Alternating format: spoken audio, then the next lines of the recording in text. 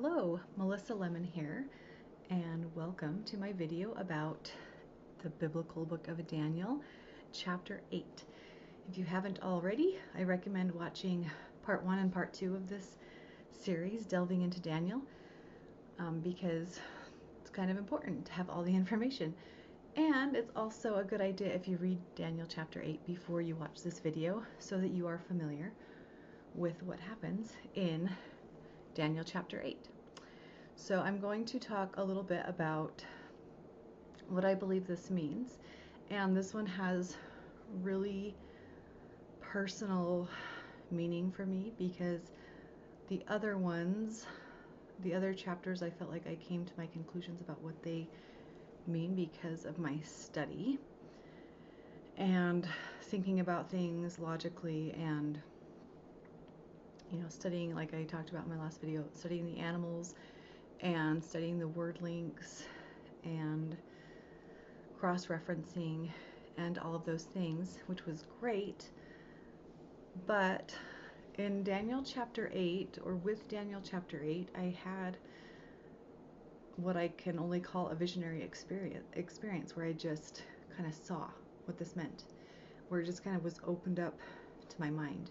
Yes, I had studied it, but it wasn't the study that brought me to this conclusion. It was literally like an opening of my mind to what this means. And so that's deeply personal for me. Obviously, you have to come to your own conclusions. And so please don't take anything that I say as like the absolute truth. This is what it means to me. And the beautiful thing about life is we get to do our own study and have our own understanding of things. And so I encourage you to, pray about these things and do your own study and see what you think. So, but even though I had a visionary experience, this actually makes a lot of sense logically. It's just that Daniel chapter 8 is so symbolic that I don't even know if that's the right phrase. It's just not as easy to understand. I don't think they're easy to understand because literally I'm the only one that believes these things, or it seems like that. I've tried to find, what other people believe. I haven't found anything that's similar to this. So I don't know that they're easy to understand, but Daniel chapter 8, I think, is the most, I don't know what you want to call it, vague or whatever, difficult to get to this meaning that I believe it means. So long introduction there, but here we go. So this dream is about a ram and a goat. And again, Daniel has these dreams with animals, which I think is so meaningful for who he is. But I'm just going to go ahead and get started and tell you what I think this means. So the ram, Daniel chapter 8 verse 3 says, he sees a ram which had 2 horns, and the 2 horns were high, but one was higher than the other, and the higher came up last. I believe this is talking about World Wars I and II. So horns in Daniel are used to represent powers, leaders, and conflict, in my interpretation. So this ram has 2 horns. They're both high or big or large, but one was higher than the other. So World War, and I think it does say in there, oh yeah, the higher one came up last. So the bigger one was second. So we had World War I, and World War II was bigger, and it came up last. And that's what I believe this is talking about. So he continues on in verse 4.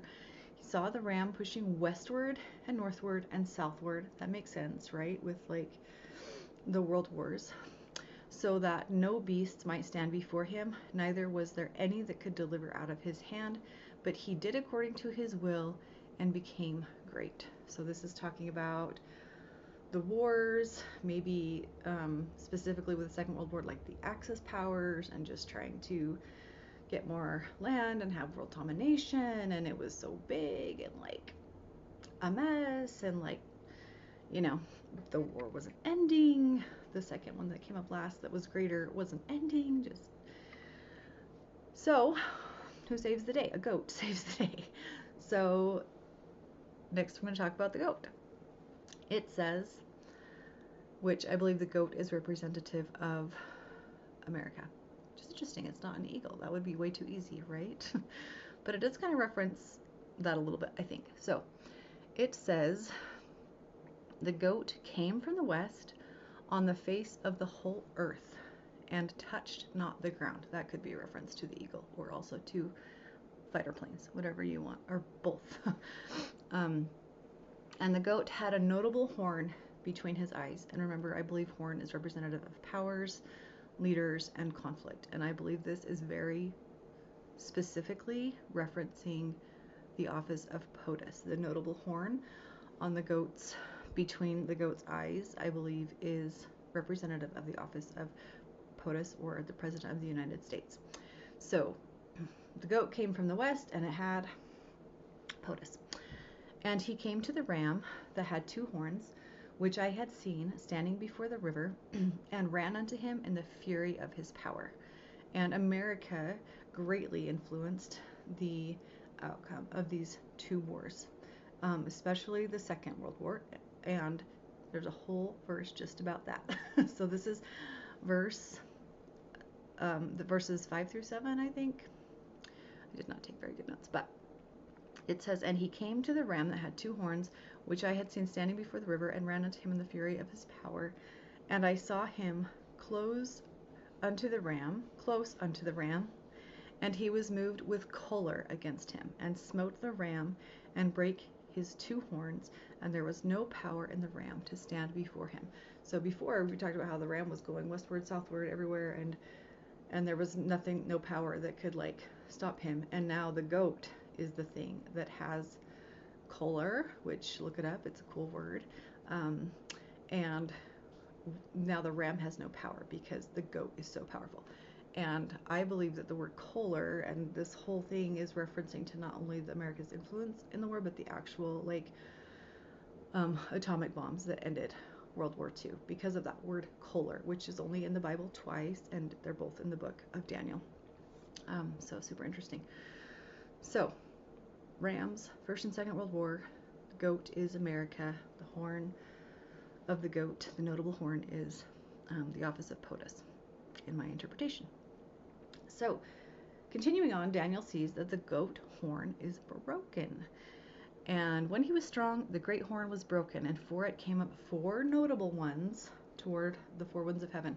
Again, we've got this 4 leaders coming. Again, we've seen 4 leaders in Nebuchadnezzar's dream, 4 leaders in chapter 7, 4 beasts in chapter 7, and then here we see after the goat horn is broken, we're going to have 4 more leaders. So and out of one of them came forth a little horn, which waxed exceedingly great. This is the Antichrist that we talked about before. This is the iron that Nebuchadnezzar saw in his dream, the iron mixed with clay, and this is just another reference to this character. Shouldn't call it a character, to this being that, is coming in our future. So these are the same end leaders from Daniel chapter 7.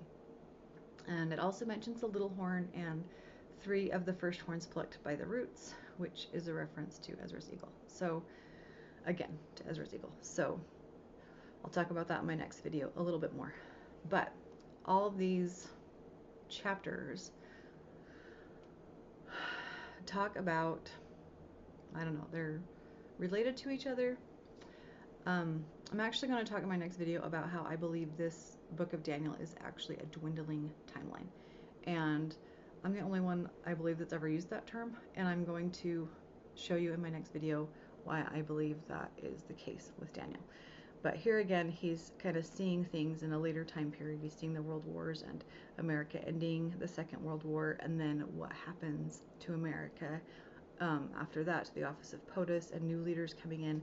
And we're going to talk, actually we're not going to talk a lot about that. We're going to talk about the dwindling timeline. I believe there are people out there who have talked about the other stuff, and I just don't need to be redundant. So I can, in my next video, I'll share some resources for that. But thank you so much for watching. I am grateful that you're here on this journey with me. I love the book of Daniel, and I love chapter 8. I'm grateful for the revelatory experience that I had. I feel like it strengthened my love of and connection with the Holy Word of God, and I encourage you to go read your scriptures and to have those own revelatory experiences, because they're amazing and they really just help us feel that love of God and His desire to bless us and help us understand. And I can't wait to see you in my next video about the dwindling timeline. Bye.